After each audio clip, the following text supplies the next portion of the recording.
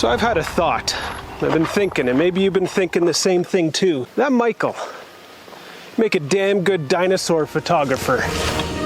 Some years ago, just for fun, I tried my hand at creating a composite photo. I photographed a toy dinosaur under simulated overcast light in order to match the on-location selfie that I had just taken for the project. Yeah, it was fun, and it turned out half decent. And for a long time, I've been wanting to cook up another scene with more dynamic light and perhaps even an image that tells a story.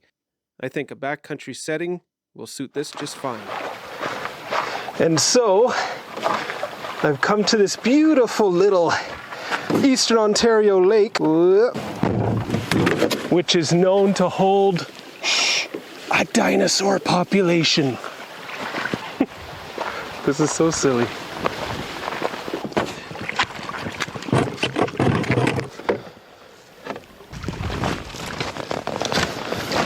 All right, we are gone. There's a pretty stiff headwind actually, right in our face. But the paddle is only like 1.5 kilometers. Nothing too crazy.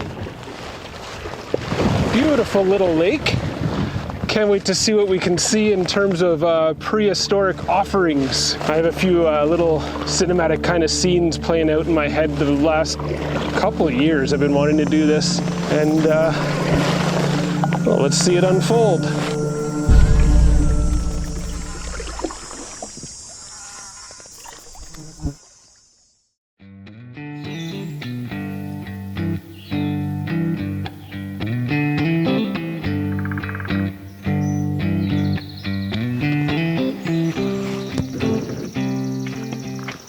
Alright, home base looking real nice.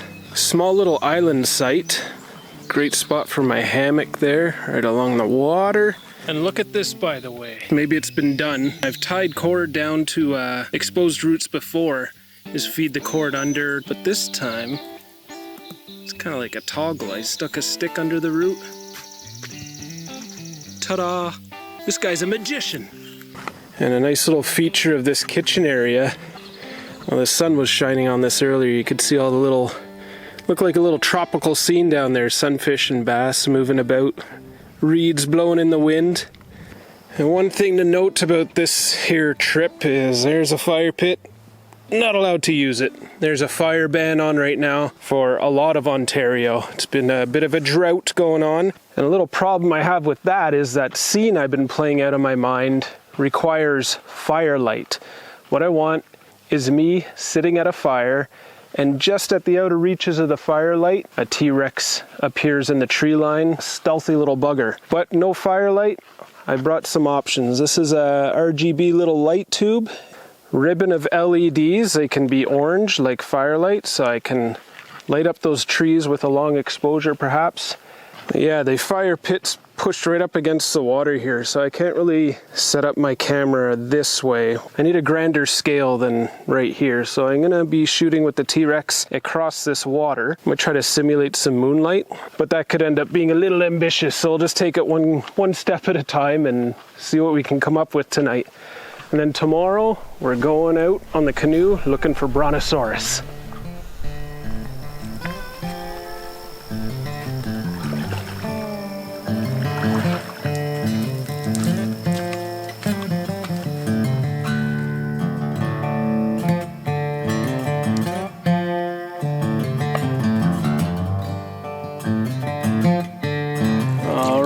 Now before I get dinner going, which is going to be bacon cheeseburgers, and just take a little tour up this finger of the lake here.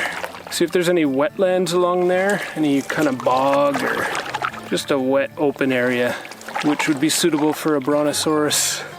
The more I talk about this, the more ridiculous it seems. But come on, let the child in you lead the way. I'm going to play with my dinosaur toys out on my camping trip. There's a pretty big fish over here. I didn't see the fish, but it made a big splash and a big wake, and I saw its back going through the water, kind of like a shark. But guess what? I have my frog lure on right now.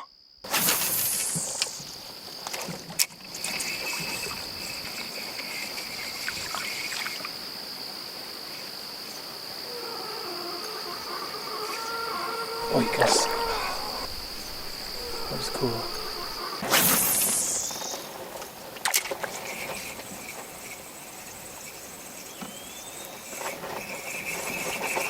Ooh, fish on. No.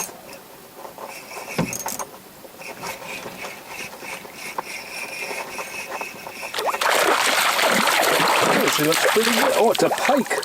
That's probably what I saw swimming earlier. Hold up. Get my pliers out. I was not ready to catch a pike, that's for sure. I never catch these guys. Perfect, he's gone.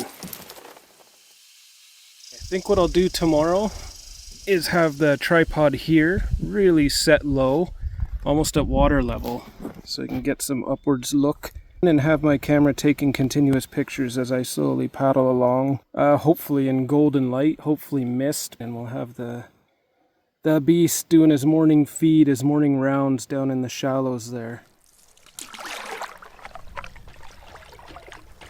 My long-standing mental image of the T-Rex campfire scene always had its backdrop filled with trees, which faded into darkness behind a campsite.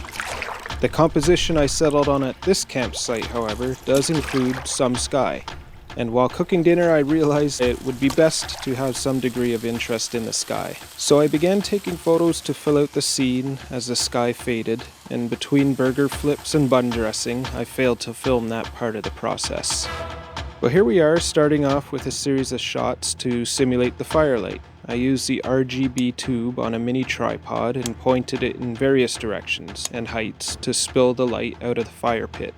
Here's the pose I went with, chillin' like a villain. I took several pose options, mostly ones facing the directions of the threat with a bush knife in hand, but they didn't work out for various reasons, which I'll touch on in a moment. And let's just make that a tad brighter, and to add actual fire to the pit, I used a screen grab from this video. What a beautiful fall evening that was, camping with my circle of camping buddies on our annual fall trip.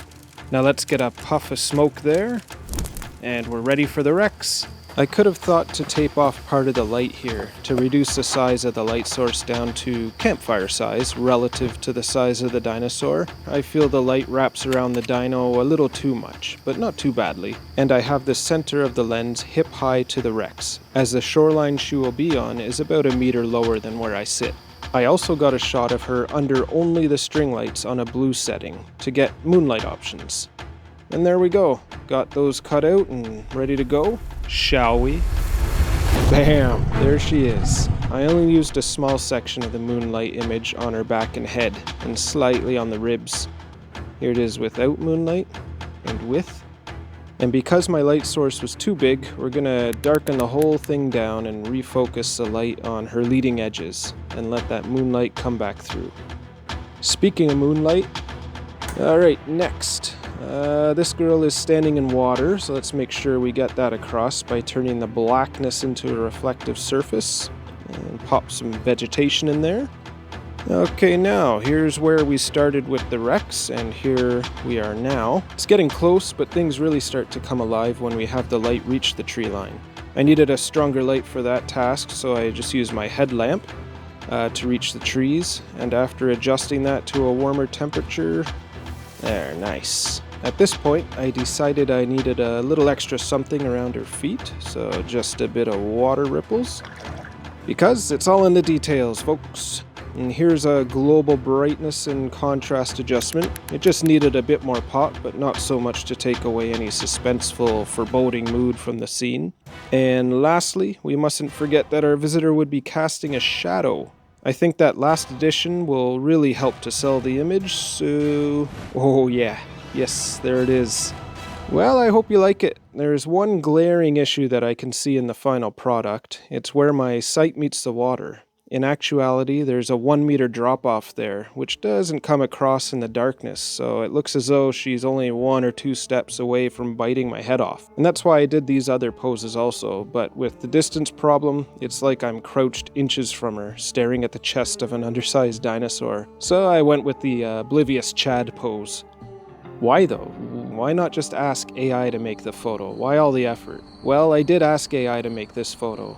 More on that later. Good night.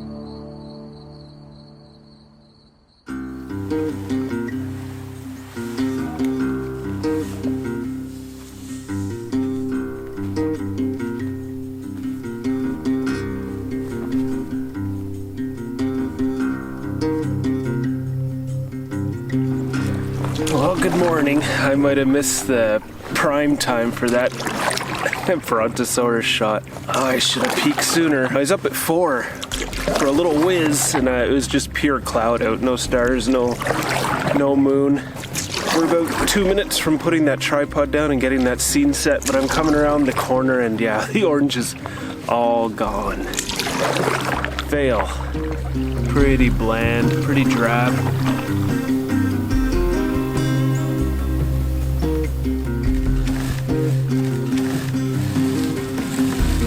I was out for almost 3 hours. Saw otters and beavers and osprey. I tried to track the osprey and it flew off behind me and I lost sight of it, and then I heard a big splash, and a moment later he flew by with a big fish.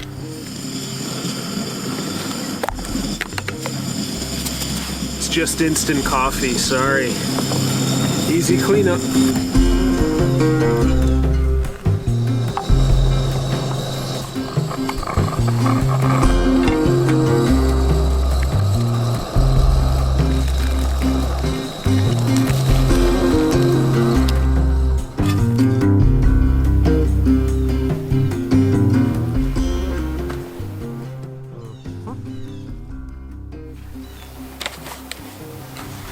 It's 10:30 a.m. now and still wearing flannel and a puffer. It could probably come off soon, but 13, 14 degrees right now. Last week this time it was 40, a humidex of 40. This is Celsius I'm talking. But I wouldn't be so crazy to say that this is a cruddy day. Like, how could I say that sitting here with coffee, full belly, 2-hour canoe ride, watching loons go by right here. Some loudmouth blue jays were bothering me during breakfast. I had trail mix as an appetizer. They probably sensed all those nuts.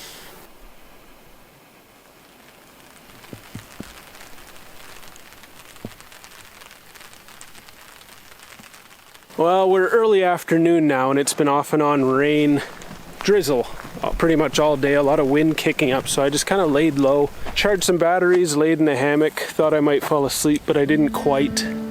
Now I'm just kind of wandering in circles on my little island here.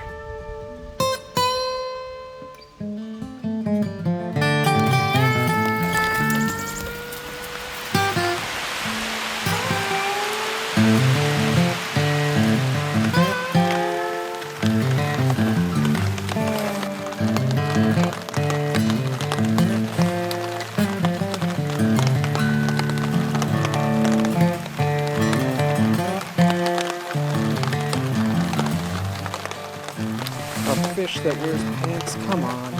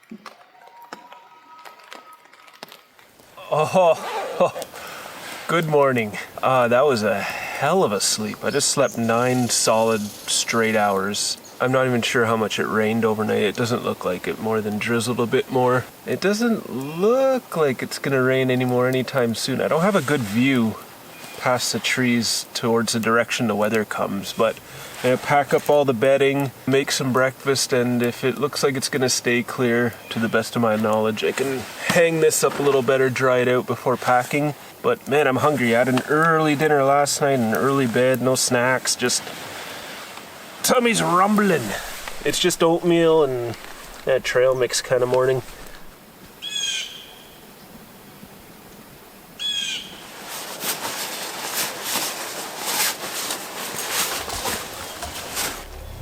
just finishing up my packing up and I keep hearing something. I don't know.